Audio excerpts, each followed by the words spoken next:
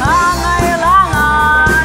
The fighting pride of General Santos City, patron ng Sarangani, Newsweek Magazine's The Godfather, Ninong Manipaklang.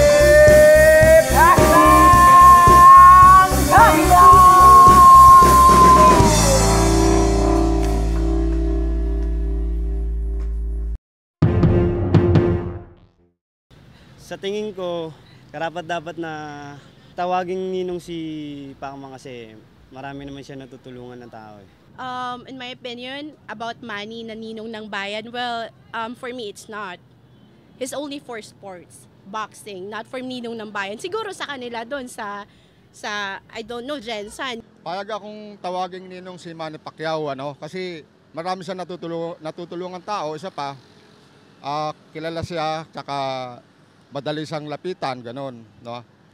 Sa tingin ko karapat-dapat naman talaga siya magkakaroon siya ng karapatan na maging ninong kasi siya ang pinakapambansang kamao natin eh. At saka marami siya natutulungan ng mga tao. At saka mabait naman siya eh. Pacquiao, mamalato ka naman! Mamalato ka naman sa buong Pilipinas. Pamahagi mo naman yung ano mo. Kung gusto mo maging ninong, pamamahagi ka ng mga pamasko sa mga mahihirap.